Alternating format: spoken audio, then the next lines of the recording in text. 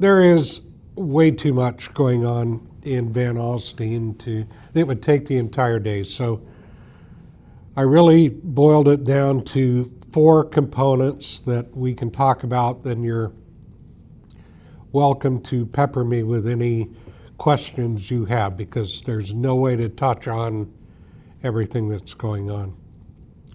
So I look at it from your chair and say, what would I like to know? I'd like to know that I'm investing my business in Van Alstyne, and is this a stable economy in Van Alstyne? What does it look like today? Well, what will it look like tomorrow? Why do we tear up every road in town at the same time? It's only going to get worse. I'll speak on that in a minute. I want to give you an update on the public safety facility. I brought an image and plans of what's going there. That is something that we in the city staff take a great deal of pride in. That is our very first municipal brick and mortar building in the city of Van Alstyne. We want to get that one absolutely right, because in an emerging city like Van Alstyne, there'll be other projects in the future. And then I'll give you an update on just a few new business things that are going on in Van Alstyne. Some I can give you a 30,000 foot picture of, because it's only now emerging, and some I can give you a little bit more detail. So, City of Van Alstyne, I'm going to try not to read all this. We're in a very strong financial position. As evaluated by our auditors, we received a 100% clean audit in our last audit. For those of you that get an independent third-party audit on a frequent basis, it's rare to get an audit that's found to be 100% clean. I thank Jennifer and the mayor and a lot of people for helping make that take place. We're in a good financial position. We can withstand, with our current reserves, a major storm event if we had to. That's important to you as a community. And the people who determine what interest rate we pay on loans, Moody's and Standard & Poor's, continue to elevate our city's credit rating. We're currently a AA3 with Moody's, and we're a AA with Standard & Poor's, which is on par with a McKinney kind of credit rating. So we're able to put out bond issuance, issue certificates of obligation, and secure a competitive bidding environment because we're stable in our economy.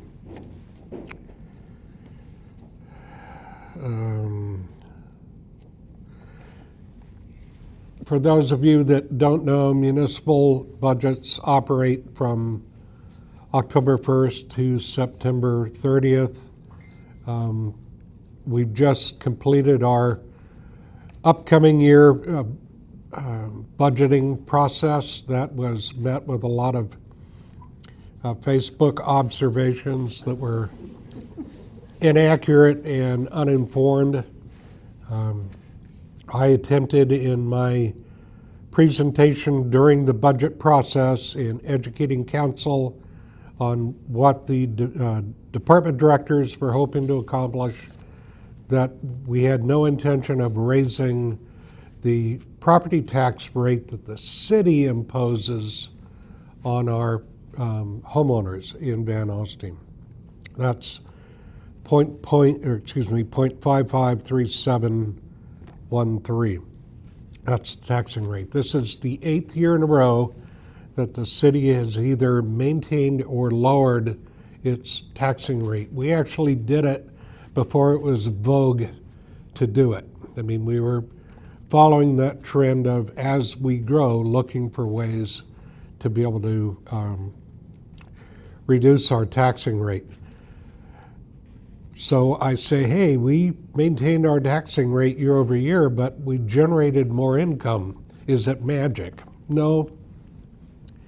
it's not magic. We increased our revenue in this year's budget $779,000 over the previous year, 4% increase in cash, if you will, to help maintain some of the programs, which 4% doesn't keep up with escalation in prices. Just the cost of concrete will eat that up. But how did we do that? We didn't increase our taxing rate. Well, we added 289 homes, new homes, to our taxing rolls, and that comprised 600,000 of the $779,000 that we had increased. So where did that additional 179,000 came from? It came from an increase in valuations imposed by the county. So your property value went up, but your taxing rate that the city imposes stayed the same. So please hurdle stones elsewhere.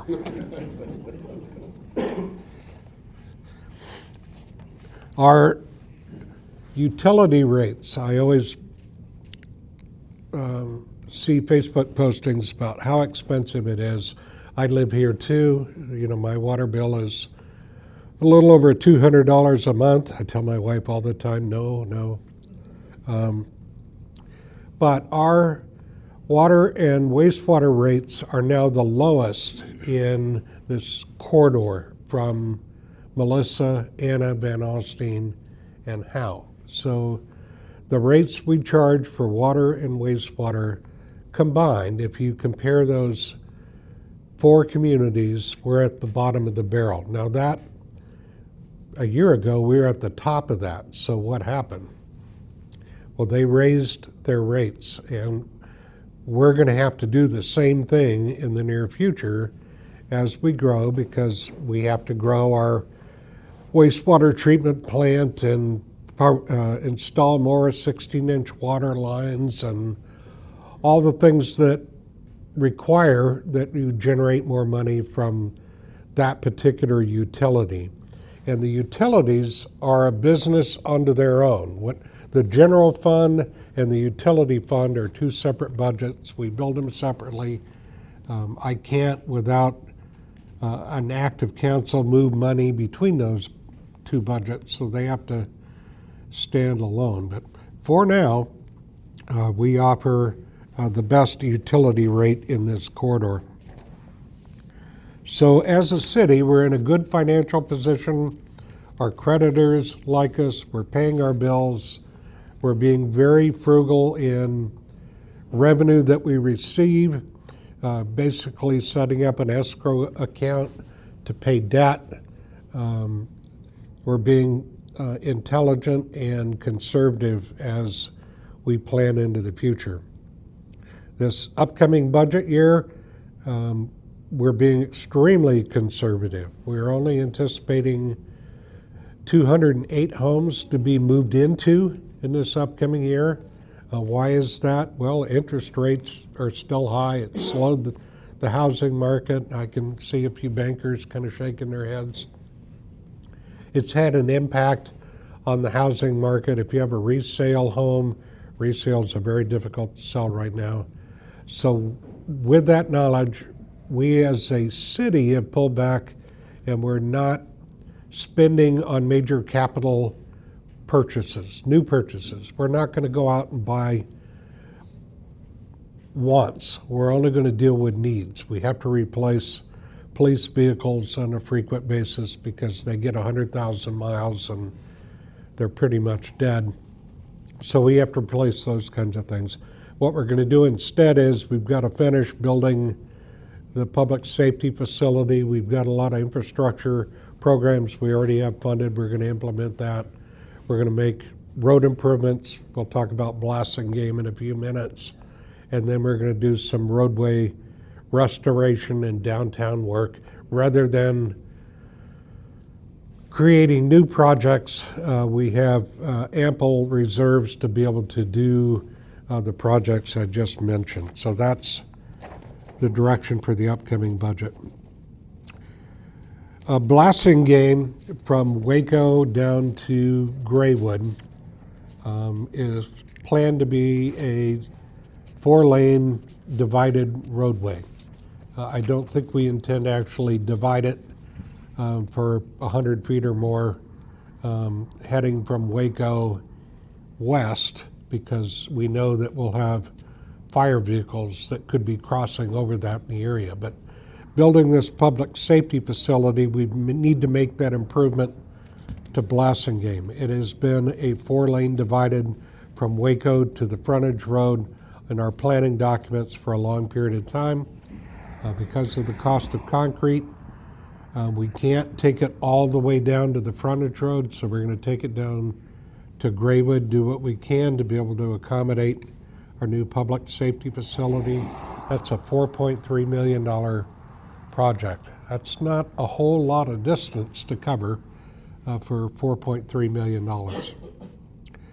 Council approved the contract on September 9th. We have a pre-con scheduled for early next week, I believe. We anticipate Blassingame work will commence in October, and that'll be about a 6-month project to complete. Again, 4 lanes, all the underground utilities that need to be replaced will be replaced. It'll have a sidewalk connecting that development, Graywood west of the development, a sidewalk up to what will be the future Heroes Park and the new shared use path that was recently installed there, so you'll be able to walk throughout Van Alstyne on that shared use path. But that's very close to kicking off, and we hope that it goes very smoothly, and it doesn't get impacted by this kind of weather phenomenon that we've been having, which is weather doesn't seem to care what time of year it is. It just rains, and that slows everything down in the world of construction.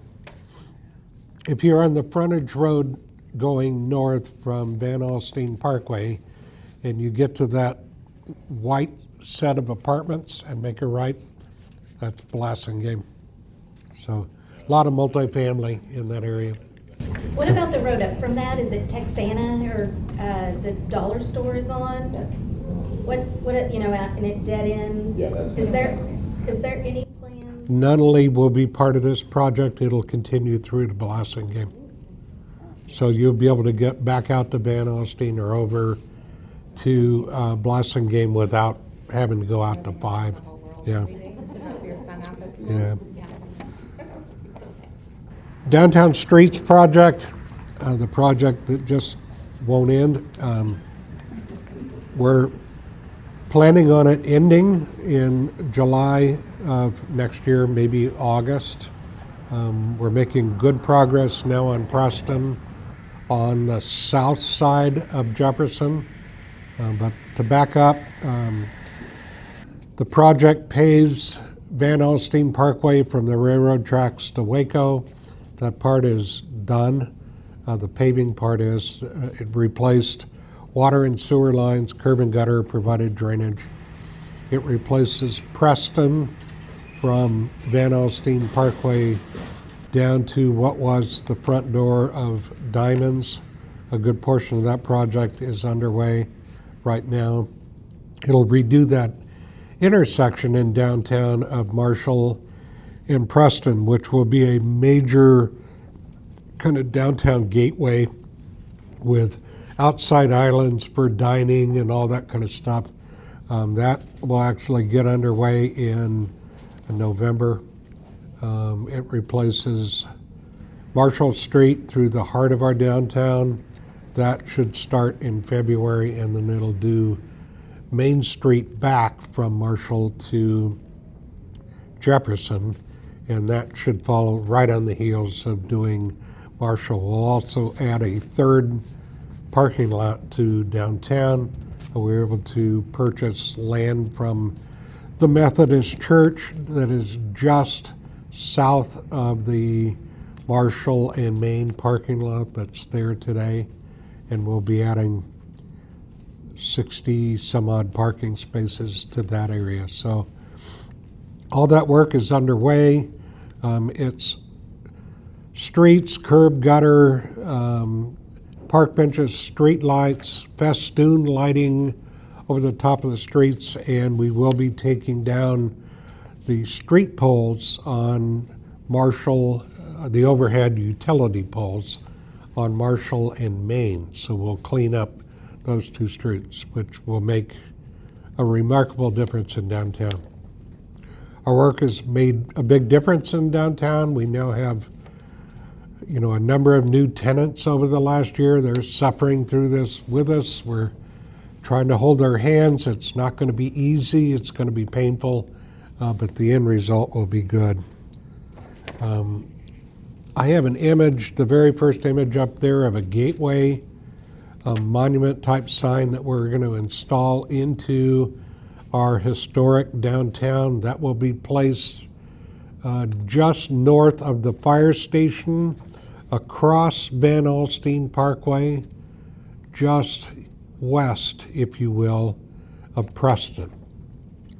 It'll be a great way if you're sitting on Van Alstyne Parkway in Waco, waiting for the light to change. You're going to be looking at that gateway sign. It lights up at night. It's has kind of that rail yard theme to it. That is being built in components off-site. It's supposed to be completed the first week in October. Then it'll be brought out and assembled here in Van Alstyne.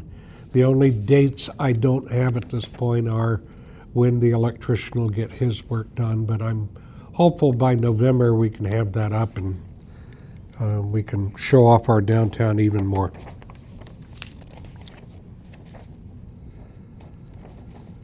We're going to launch, working with the county, a roadway preservation program. What that means is in our older part of town, doing concrete roadways does not always make sense. So restoring roadways, potholing, filling, patching, and then coming through and doing chip seal roadways. We're going to do 8 of those roads in the next few months. We'll do West Jefferson from North Hobson to South Waco. We'll do North and South John Douglas. We'll do East San Antonio, Redden Road, Spence Road, and then we hope to start Ballard. Ballard will be much more extensive because it's quite the challenge to navigate Ballard. So we're going to do a lot of work there. We hope to get that started. I just signed the interlocal agreement with the county yesterday. So we hope to get all those roads done in the next 6 months. We'll not do them all at the same time. We'll break it up.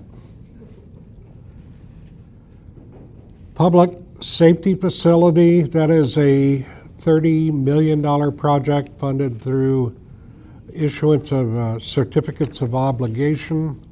We actually issued those notes a while ago, and then we had a falling out with the architectural firm and hired a new architectural firm, Novel Builders, to work with us on design. We were able to get the project in budget and get something that both the police chief and the fire chief are pleased with. It's approximately a 45,000 square foot facility. It sits on 200 concrete piers.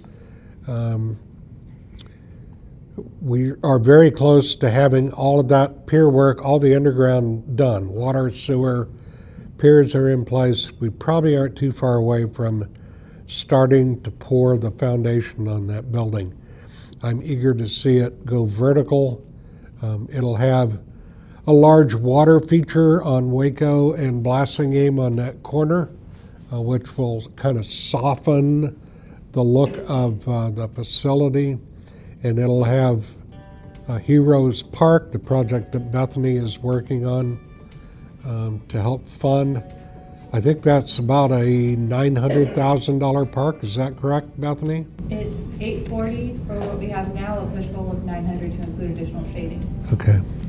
So we as a city have laid out the area for it. Bethany is working on fundraising. It was not originally part of this project, but we'd like to keep a park there, and she's come up with a remarkable plan and is working really hard to get it done.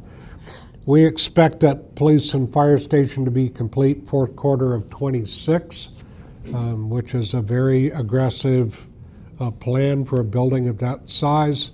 But so far, we've only had one issue, which is we found rock 5 feet below grade, and they had to haul off about 94 truckloads of big rock in order to get the piers done in that area. But it is moving along, and I'm very anxious to see it come about. So that's the public safety facility. New business, the picture of the brown building that's there is the old cafeteria on the W.A. Denton property, which is on the same property next door to the Columbia College Gymnasium that we renovated into a rec center. That was the cafeteria.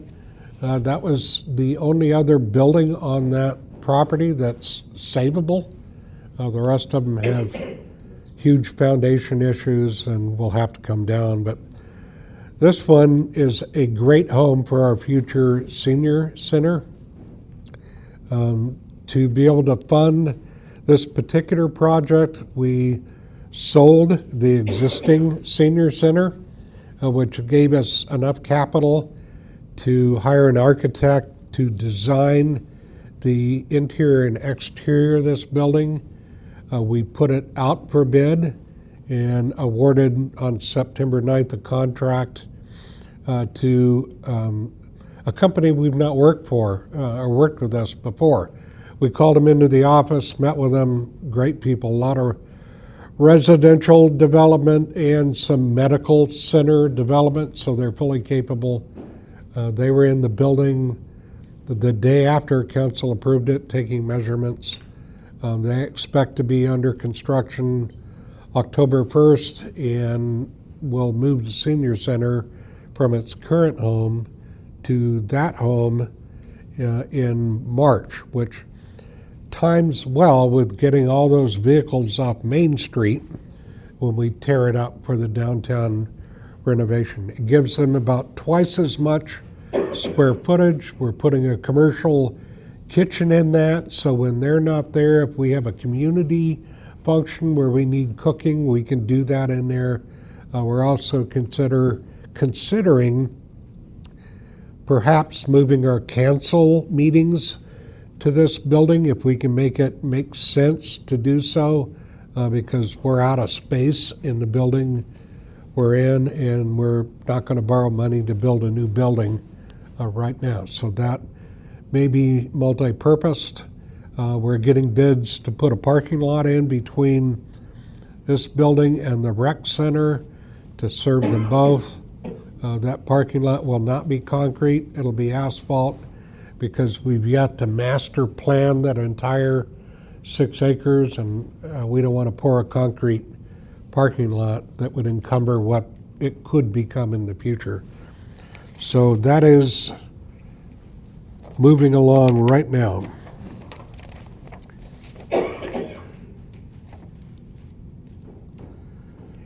(267) Jefferson, which is the former home of the museum on Jefferson Street. That building was bought by Ryan and Tammy Hayes, the owners of Stone Hollow Homes. Their intention is to build a high-end cocktail lounge with a rooftop deck and with dining options. I've seen the renderings. Beautiful. Would be an amazing addition to our downtown to have something of that quality, restaurant like Burnt in downtown. Just only adds to really what we're trying to accomplish in downtown Van Alstyne.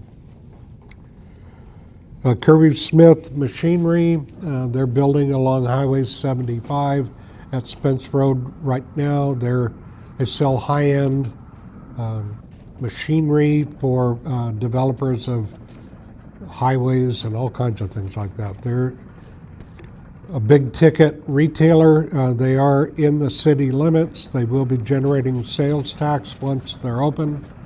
So we're standing out there saying, come on, let's get this done. They're moving along quickly. They've done their underground utilities. I don't think it'll be too long till we see them going vertical, and they'll probably open in '26. Big D Lumber will be located on the north side of 3133. They're a lumber provider to the building industry. They're relocating here from Richardson. We anticipate they'll be released for grading in the next few weeks. That too will be probably our fourth or fifth largest sales tax generator in our city, and that's all these sales tax generators are very important to the property taxing rate that we can charge. To recap, what that means is, while you may pay 6.5 cents sales tax on a purchase, the city retains 2 cents of that. We share one of those pennies with the CDC, the EDC, and we buy down our property tax rate with a portion of that money. So the more sales tax generators we can get, the more we can afford to buy down our property taxing rates. That becomes really important. Right now, as a revenue stream, property taxes in the city of Van Alstyne comprise about 20% or 25% of our revenue. Sales tax is 17%.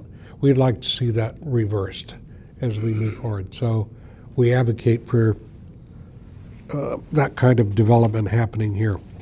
The mayor, myself, and our development services director went up and met with TxDOT to try and reemphasize the need to get our overpass at Van Alstyne Parkway and FM 121, which is already backed up,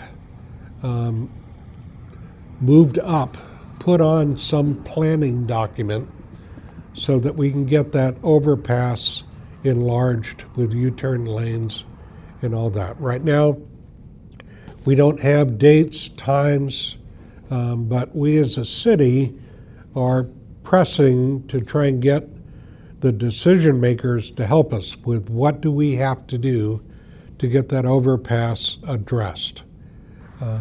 TxDOT is working diligently on our frontage roads. You should see them putting an overlay on the frontage roads in the next few weeks. You can see the work being done on the U-turn bridge just north of Van Alstyne Parkway. There's a lot of work going on, but we need to focus. We're trying to get them to help us get that overpass planned. We've also, the city acquired land from QT when they were acquiring from Shell Oil, which used to own the intersection of the northbound Frontage Road and Van Alstyne Parkway. We've acquired the ability to put a right-hand turn lane in there. That is to be installed as part of this project they're doing right now. Development Services and myself met with the Casey's people.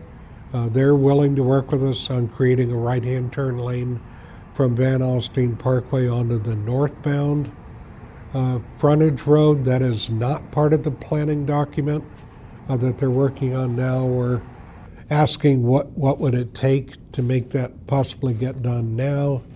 There is, part of the planning is to enlarge the right-hand turn lane that exists presently on the southbound side onto FM 121 west, as well as from FM 121 onto the southbound frontage road to increase the radius on that turn too, to try and help expedite traffic through there.